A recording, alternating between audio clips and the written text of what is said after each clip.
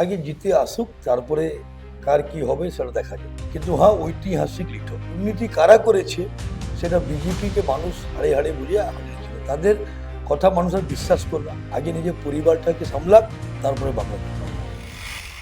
দাঁতন বিধানসভা আমরা যেখানে জানি যে 2021-এর বিধানসভা নির্বাচনে দাঁতন ব্লক 2 এর থেকে প্রায় 3400 লিড দেওয়া হয়েছিল এবং 2024-এ যে লোকসভা নির্বাচন সেখানে প্রায় 5,500 লিড দেওয়া হয়েছিল এবং যার জেরেই কিন্তু দাঁতন বিধানসভায় তৃণমূল জয়লাভ করেছিল এবং এই পুরো কর্মকাণ্ডটাই যার হাত ধরে হয়েছিল তিনি হলেন দাঁতন 2 এর ব্লক সভাপতি ইফতেখার আলী। এই মুহূর্তে তিনি রয়েছেন আমাদের সাথে, কারণ সামনে বিধানসভা নির্বাচন এবং এই আসন্ন বিধানসভা নির্বাচনে দাঁতনের তৃণমূলের ভিত কতটা মজবুত, দাঁতন 2 ব্লক থেকে কতটা লিড দেবে এবার তৃণমূল, সেই নিয়ে আজ কথা বলবো। নমস্কার দাদা। নমস্কার। সময় 365 পর্দায় আপনাকে স্বাগত। ধন্যবাদ। দাদা, প্রথমে দাঁতন ব্লক নিয়ে তো কথা বলবে, কিন্তু তার আগে আমরা বলবো যে কালকে অভিষেক ব্যানার্জি এসেছিলেন, সেখানে আমরা দেখি যে তুমি তাকে হেলিপ্যাডের ওখানে রিসিভ করতে যাও এবং সেখানে তোমাকে কিছু কথাবার্তা হয় অভিষেক ব্যানার্জির সাথে, সেটা অবশ্যই ব্যক্তিগত আমরা জানি, তবু যদি কিছু শেয়ার করো যে কি বার্তা দিয়েছেন তিনি। উনি আমাদের সেনাপতি। উনি যে বার্তাটা দিয়েছেন সেই বার্তাটা আমরা ইঞ্চিতে ইঞ্চিতে পালন করব। এবং আমি আশাবাদী, 2023-এ আমাকে দল দায়িত্ব দিয়েছিল ব্লক সভাপতি হিসাবে। আমি 2023-এ দায়িত্ব পাওয়ার পরে পঞ্চায়েত ভোট করিয়েছিলাম, অতি শান্তিপূর্ণ ভোট হয়েছিল এবং 60টি গ্রাম পঞ্চায়েতে আমি জয় করেছিলাম। 21টি পঞ্চায়েত সমিতি জয় হয়েছে আমার, এবং 3টি জেলা পরিষদ আমি জয় করেছিলাম।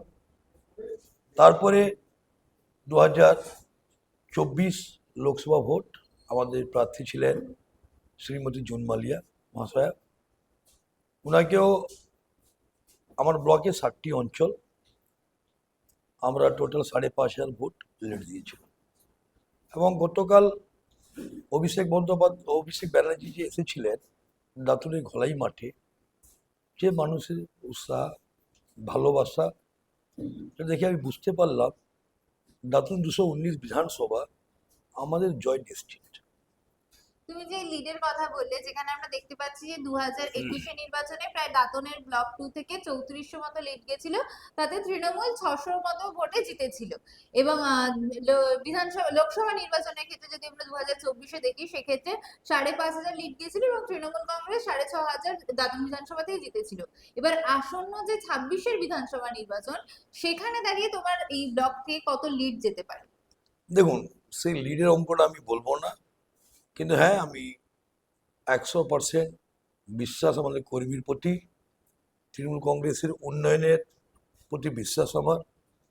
মাননীয় মুখ্যমন্ত্রী মমতা ব্যানার্জি লক্ষ্মী ভাণ্ডার, যুবসাথী, স্বাস্থ্যসাথী এবং পথশ্রী, আপনি জানেন পথশ্রী 4-এ আমার ব্লকে 22টি পথশ্রী রাস্তা আমরা পেয়েছি। SRDA থেকে প্রায় 9টি রাস্তা পেয়েছি এবং জেলা পরিষদ থেকে 7টি রাস্তা পেয়েছি পথশ্রী 4-এ। আমি যে অঞ্চলে এখন বসে আছি, এই অঞ্চলের নাম সাবড়া অঞ্চল। আমার একটা হোম জিপি, প্রায় 15 কোটি টাকা উন্নয়ন হয়েছে। এবং গতকাল আমাদের নেতা অভিষেক ব্যানার্জি বলেছেন এই সিট ওনাকে আমরা উপহার হিসাবে দেব। উনি বলেছেন আমাদের সরকার হওয়ার পরে উনি নিজে এই সিটগুলোর দায়িত্ব কাঁধে নিয়ে উন্নয়নের জোরটা রাখবেন।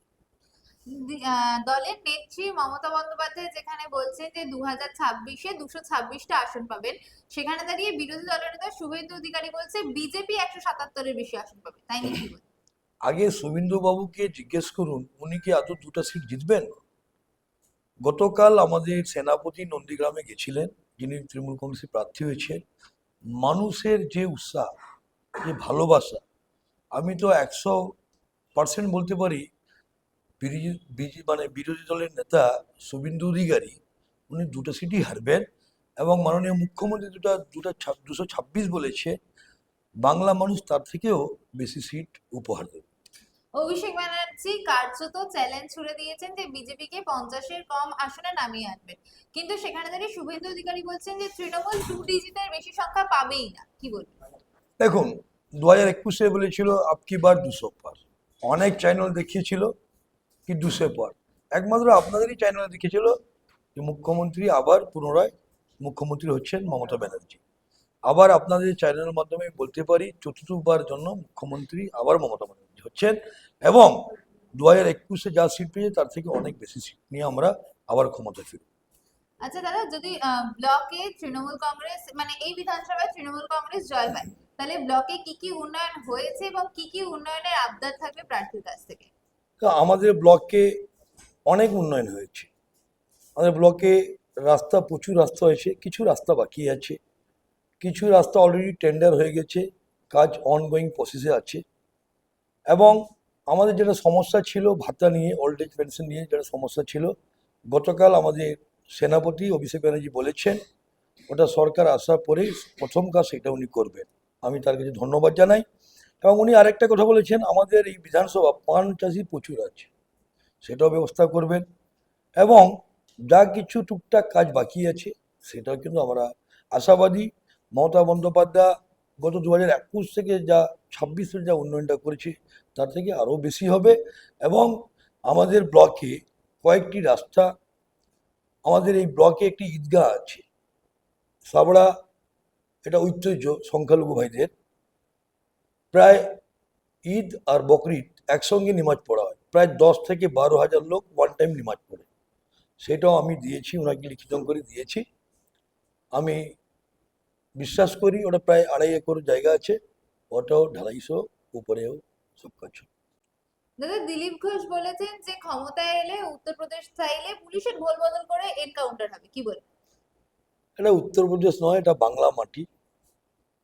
এই বাংলা মাটিতে এত সহজ নয়। আগে জিতে আসুক, তারপরে কার কি হবে সেটা দেখা যাবে। আমি আবার আপনাকে দায়িত্ব নিয়ে বলছি, দিলীপবাবু এখন একটা সিট উনি পেয়েছেন। দিলীপবাবু সঙ্গে উনি যে ওনার যে স্ত্রী, উনি তো নিজেই উল্টো সুরে গান গাইছেন। আগে নিজের পরিবারটাকে সামলাক, তারপরে বাংলা সামলাক। দেশের স্বরাষ্ট্রমন্ত্রী অমিত শাহ তথা বিজেপির তরফ থেকে বলা হয়েছে 28শে মার্চ তৃণমূলের দুর্নীতির খতিয়ান তুলে ধরা হবে, কি বলবেন? তৃণমূল কংগ্রেসের দুর্নীতির খতিয়ানটা ধরবেন বলছেন, আগে নিজেদের দেখুক। আজকে বলুন তো, আসামের হেমন্ত বিশ্ব শর্মা কয়েকশো কোটি টাকা ওনার ঘোটালা ছিল, তাই তো? যেই বিজেপিতে চলে গেল ওয়াশিং মেশিনে পরিষ্কার হয়ে গেল, এখন উনি আসামের মুখ্যমন্ত্রী। আজকে বলুন তো, আপনার আম্বানি, অনিল আম্বানি, কত হাজার কোটি টাকা ছিল, সেদিন পেপার এবং মিডিয়ার মাধ্যমে দেখলাম কি 2600 কোটি টাকাতে ওনার দফা হয়ে গেছে। তো দুর্নীতি কারা করেছে সেটা বিজেপিকে মানুষ হাড়ে হাড়ে বুঝে হারিয়েছিল, তাদের কথা মানুষ আর বিশ্বাস করবে। আগে বলুন তো, এই অমিত শাহজি বলেছিলেন 2014 বলেছিলেন আমরা ক্ষমতা এলে বছরে 2 কোটি চাকরি দেব, সেটা কোনো অ্যান্সার আছে ওনার কাছে? পরবর্তীকালে ওনাকে যখন কোনো মিডিয়া ভাই প্রশ্ন করলো, তিনি বলছেন এই জুমলা থা, এই জুমলা নিয়ে কথা বলবে। এখন চলে আসছে ভোটের আগে, ভোট শেষ হবে আবার এদেরকে খুঁজে পাওয়া যাবে। আর 2029-এ এদের ভারতবর্ষ থেকে মানুষ বিদায় করবে।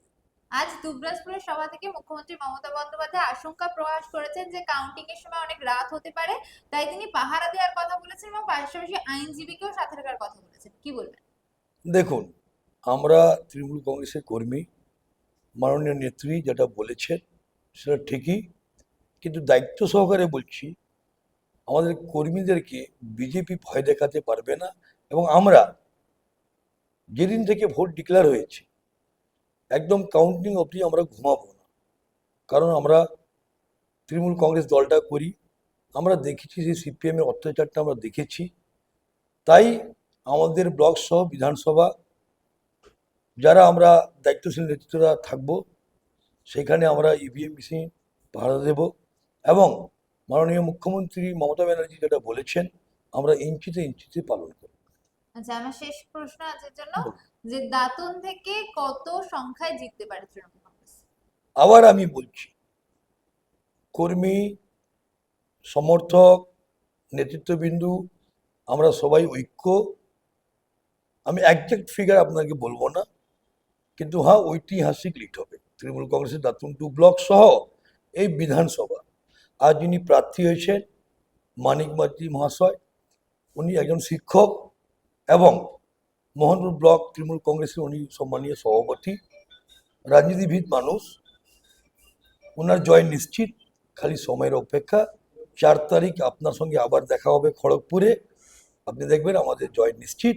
উনি নয়, আমার জেলা, সাংগঠনিক জেলা 8টি সিট আমাদের, 8টিতে আমরা জয় করব। সুজয় হাজারার নেতৃত্বে আমরা 8টি জয় করব।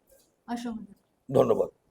আপনারা এতক্ষণ শুনলেন দাঁতন 2 এর ব্লক সভাপতি ইফতেখার আলীর কথা। তিনি কিন্তু সাফ জানালেন 2026-এর বিধানসভা নির্বাচনে কিন্তু চতুর্থবারের জন্য মুখ্যমন্ত্রী হচ্ছেন মমতা বন্দ্যোপাধ্যায়, এবং তিনি যে লিডের কথা বলেন, তিনি কিন্তু এক কথা বলে দিলেন যে ঐতিহাসিক লিড হবে। এরকমই আরো নিউজের জন্য চোখ রাখুন সময় 365 পর্দায়। ক্যামেরায় অভিরাম নস্করের সঙ্গে ঈশা ভক্তের রিপোর্ট, সময় 365 দাঁতন।